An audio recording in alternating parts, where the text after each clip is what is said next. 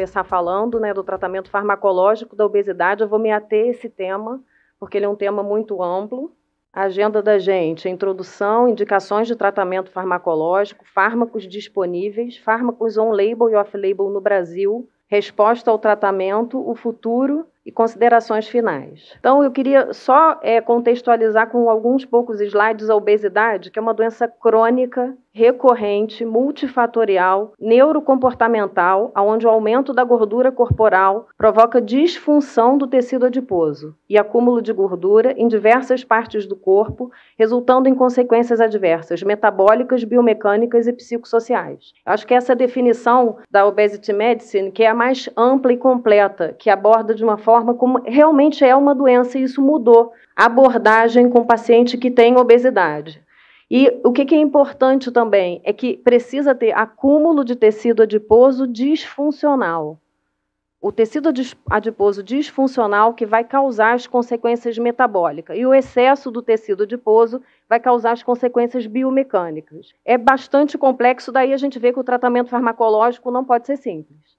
E é só para a gente contextualizar, no Brasil e no Rio de Janeiro, essa é a última pesquisa da Vigitel de 2019, mostrando, né, que obesidade, ou seja, IMC acima de 30, no Brasil chega a 25% dos homens e 26% das mulheres, o Rio de Janeiro 20% dos homens e 23% das mulheres. Se a gente falar sobrepeso com obesidade, ou seja, IMC acima de 25, isso sobe para 64% em alguns locais do Brasil.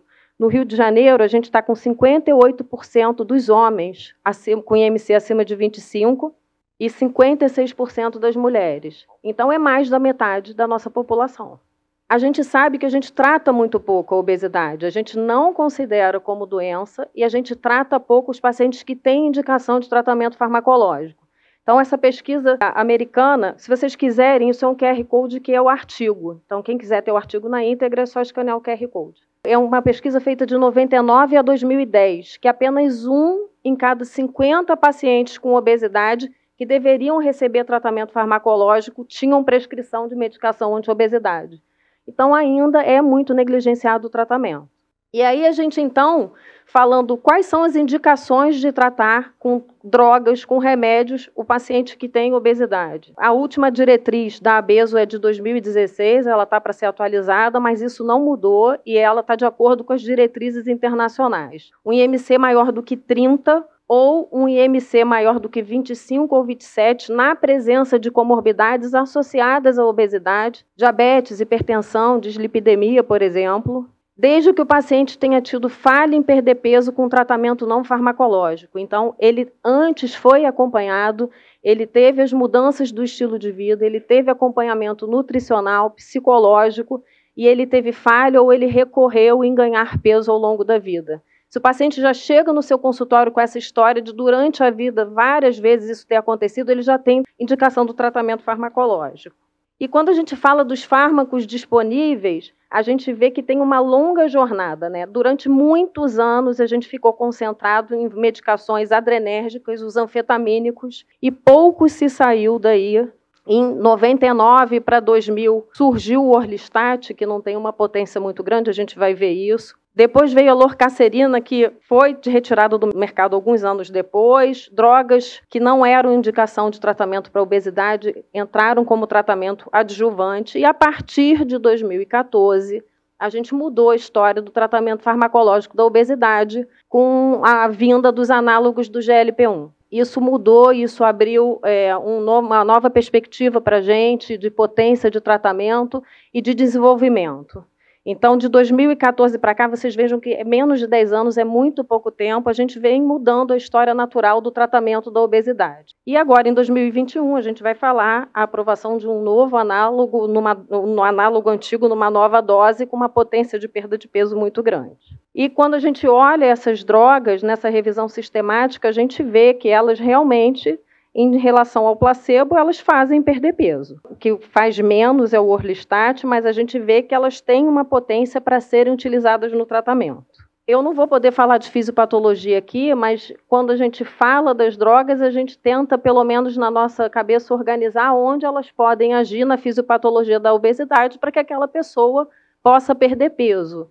A gente sabe que não é só peso, né? Que a composição corporal já foi falado aqui, mas quando a gente fala e a gente trata, a gente tem metas numéricas. Então a gente acaba tendo que falar muito de peso e IMC de uma forma geral. Então a gente tem as drogas que atuam no esvaziamento gástrico, por exemplo, os análogos do GLP-1 e o futuro que a gente vai falar, os agonistas duplos ou triplos. Drogas que, os inibidores do SGLT2, que inicialmente, por serem glicosúricos e se faz perder glicose, faz perder caloria, se pensou como uma potencial droga inicialmente off-label, mas não tem sido utilizada nem se falado quanto a isso para perda de peso. Drogas que agem no sistema nervoso central, no centro da fome e da saciedade. Então, a gente tem combinações de fentermina com topiramato, a lorcacerina saiu do mercado, naltrexona com bupropiona, os análogos do GLP-1, eles agem também no sistema nervoso central, regulando a fome e a saciedade, e outras drogas que a gente não tem, que eu não vou falar.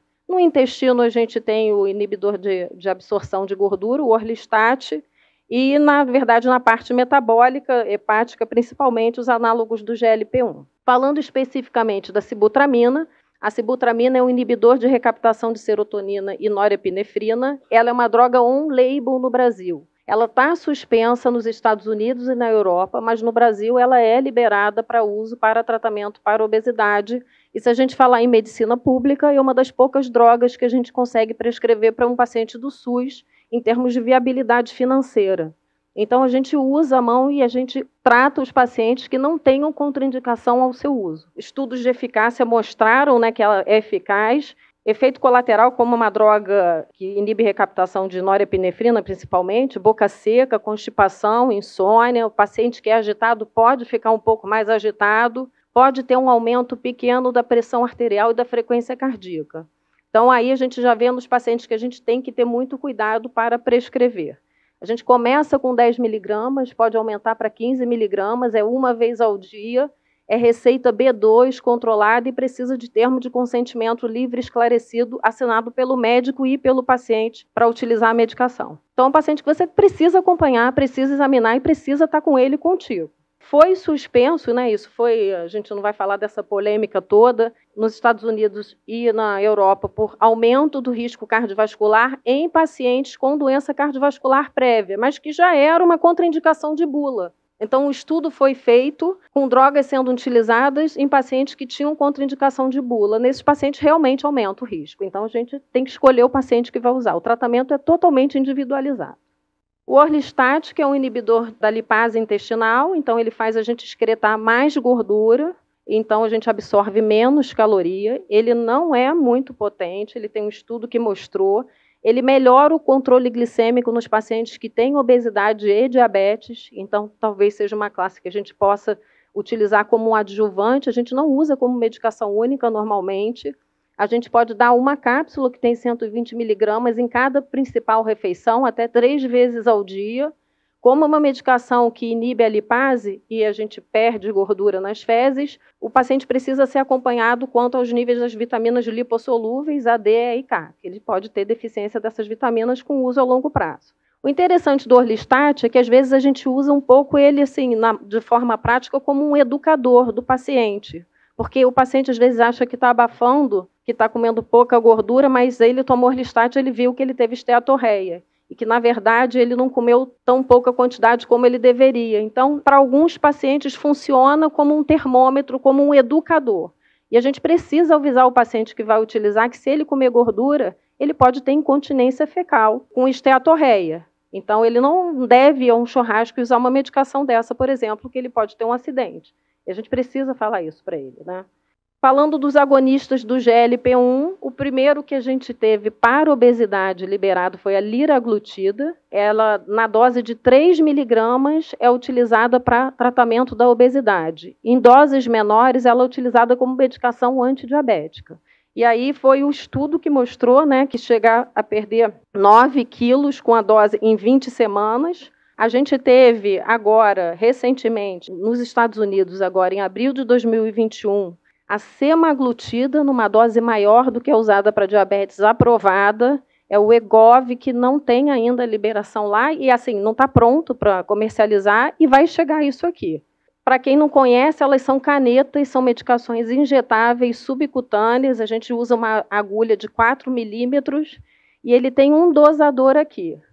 Ali, eu não tenho conflito de interesse nenhum com nenhuma medicação. Tá? A liraglutida, ela é esse tamborzinho aqui de trás, ele gira. Então, a gente consegue ir titulando a dose. A gente começa em doses baixas, de 0,6, e vai aumentando a cada semana, dobrando a dose. Alguns pacientes não toleram essa velocidade de aumento porque tem efeitos colaterais. Os principais são náusea, refluxo, vômito, cefaleia. Alguns pacientes têm diarreia, outros pacientes têm constipação. E aí, em termos práticos, isso não está na bula nem nos livros, como isso daqui roda de 1 em 1 clique, a gente aprendeu quantos cliques tem para chegar em cada dose. Então, a gente vai dando de cliques em cliques. Tem pacientes que eu consigo progredir de 5 em 5 cliques. Tem pacientes que vão de 10 em 10, que é a dose cheia, e a gente consegue ir titulando isso em termos práticos. Isso não está na bula, mas a gente aprendeu que a gente consegue muitas vezes. E nem todo paciente consegue chegar na dose máxima, porque financeiramente é pesado ou ele não tolera efeito colateral e a gente vai tentar usar na maior dose que o paciente tolera. A semaglutida que vem na dose de 2,4 vai ser essa canetinha aqui. São mais ou menos os mesmos efeitos colaterais. A diferença, a liraglutida é uma injeção diária e a semaglutida é uma injeção semanal.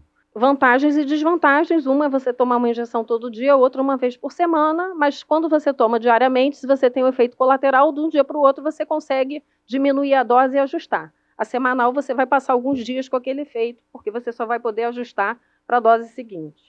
Os agonistas de GLP-1 off-label, por que eu falei off-label? Porque, na verdade, até são as mesmas substâncias, só que em doses diferentes, menores, né? Então, a gente tem o Ozempic, que a gente tem de 0,25,5 uma caneta e a outra caneta de 1 miligrama, a gente usa como antidiabético. Mas como a gente não tem a semaglutida de 2,4 aqui, muitas vezes a gente acaba usando a semaglutida de 0,25, 0,5 ou 0,1, na mesma dinâmica de progressão de dose semanal. A dulaglutida, que é o Trulicity, que tem 2 canetas, mas essa medicação não dá para titular, a dose é cheia, ela não vai de clique em clique. Então, a gente não consegue titular como a outra. Aí vai da preferência de um paciente para outro. A semaglutida, a gente tem a partir desse ano ela oral, que chama o Rybelsus.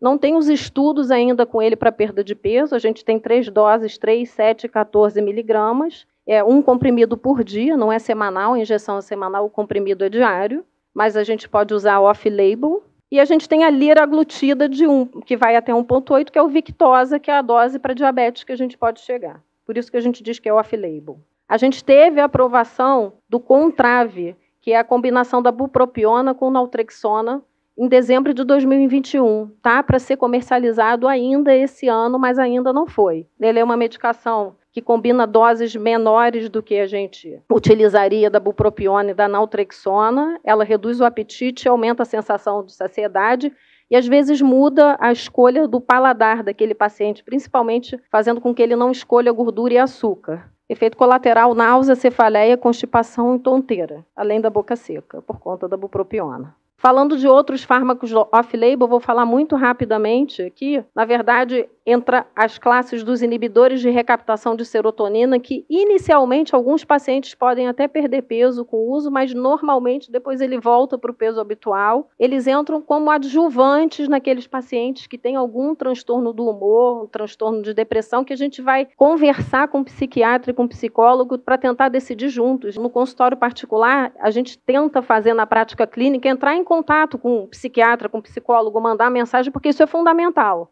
E a gente também não esquecer de tentar ver aqueles pacientes na nossa anamnese que possam ter o transtorno de compulsão alimentar periódico. Porque se esses pacientes não forem tratados do transtorno, é muito difícil que a gente consiga a perda de peso e a manutenção da perda de peso. Nesses pacientes, em especial, a gente pode usar a lisdexanfetamina, para ajudar no controle do transtorno de compulsão, nos episódios de binge eating, que a gente chama, de compulsão alimentar, que às vezes são muito por dia. Os análogos do GLP-1 também diminuem os episódios de compulsão alimentar. Então, a gente já vê que a gente pode montar estratégias para esses pacientes. O topiramato é um anticonvulsivante e anti-enxaquecoso, mas que também pode ajudar como adjuvante nos pacientes para perda de peso. Ele é teratogênico, então mulher em idade fértil a gente precisa ter muito cuidado, elas têm que ter uma contracepção não hormonal, porque eles diminuem o efeito dos anticoncepcionais orais. A mulher em idade fértil precisa estar avisada disso. É muito difícil o aumento e progressão da dose, porque tem muitos efeitos colaterais. Fico com a cabeça vazia, meu raciocínio não flui, me dá muito sono. Então, dependendo do que aquela pessoa trabalhe, como é que ela fica, é difícil a gente conseguir progredir, mas é uma droga que, para quem tolera, a gente tem uma resposta interessante junto com as medicações on-label. E a bupropiona, que também é um antidepressivo, que viram que alguns pacientes que tratavam depressão com ela perdiam peso, que a gente também pode, em alguma maneira, principalmente naqueles pacientes que têm obesidade e fumam. Então, talvez seja uma medicação, porque é uma medicação antidepressiva que ajuda no tratamento para a cessação do tabagismo. Como é que eu vejo a resposta do tratamento? Esse conceito mudou, né, muito recentemente, tem se falado muito sobre isso. O objetivo não é ter o IMC normal, porque na maioria das vezes isso não é execuível, não é alcançável. E a gente cria uma frustração muito grande no paciente se a gente tentar tratá-lo para chegar no IMC normal. Então, o objetivo do tratamento da obesidade é prevenir, tratar ou reverter complicações relacionadas à obesidade e melhorar a qualidade de vida. Isso precisa de um equilíbrio muito grande e a resposta tem que ser a cada consulta com o paciente, a gente fazendo uma parceria de onde a gente vai chegar e como a gente vai fazer para chegar nesse objetivo. Existe um artigo agora bastante recente, brasileiro, que foi muito bem aceito até internacionalmente, que a gente, na verdade, considera qual foi o maior peso que o paciente já ganhou, ou seja, o IMC máximo que ele teve, e a partir desse IMC máximo, quantos % que ele perdeu de peso. Então, até 40 de IMC, se ele perdeu menos que 5%, o tratamento não está sendo efetivo. Se ele perdeu 5 a 10%, ele reduziu o peso, ou se ele perdeu mais do que 10%, teoricamente ele teria obesidade controlada. Porque os estudos mostram que a gente não consegue normalizar. A gente tem que diminuir as comorbidades associadas, e a gente tem que sempre estimular. 10 a 15% de peso diminui risco cardiovascular em mais de 30 a 40% de evento. Isso que a gente precisa conversar e enfatizar. E o futuro, a gente, na verdade, já tem agora semaglutida de 2,4 com uma perda de quase 15% do corporal, e a tirzepatida, na dose de 15 miligramas, chegando a 20% de peso corporal. Esse é o futuro, esse vai competir daqui a pouco com a cirurgia bariátrica do Dr. Luiz Alfredo. A gente vê nesses estudos aqui que a cirurgia bariátrica é o mais efetivo a curto prazo. Ao longo do tempo, esses pacientes tendem a ter um reganho, ficando em torno de 20 e poucos % de peso corporal. As drogas atualmente que a gente tem chegam a 16%, que já é uma coisa muito grande. Mas, quando a gente fala tirzepatida, chega a perder 20% em 72 semanas. Então, a gente está chegando naqueles pacientes que têm contraindicação, que não podem, é individual. Nem todo mundo é para fármaco, nem todo mundo é para bariátrica. A gente vai ter que saber, a gente vai ter um arsenal para escolher isso. As quimeras estão chegando, que são os agonistas múltiplos, análogos do GLP-1, com inibidor do GIP, de glucagon. Então, assim, é muito promissor, né? A gente tem um futuro aí bastante interessante. Então, o que eu acho é que a gente tem que criar com o paciente as metas exequíveis e sustentáveis e individuais e ajustar a expectativa do paciente, para ele não ficar frustrado. Ele tem que ter uma expectativa real. Montar uma estratégia com o paciente, uma equipe multidisciplinar, e tem que sempre avaliar se o paciente é um respondedor ou não. Porque tem pacientes que respondem muito bem a uma droga, ele é um respondedor. Se ele não é respondedor, a gente troca o fármaco, não adianta insistir. Tem gente que não responde a determinada classe de medicação. Então, a gente espera navegar em mares tranquilos, com altos e baixos, a gente vai tentando chegar numa meta, mas com muita tranquilidade e muita paz. É isso. Obrigada.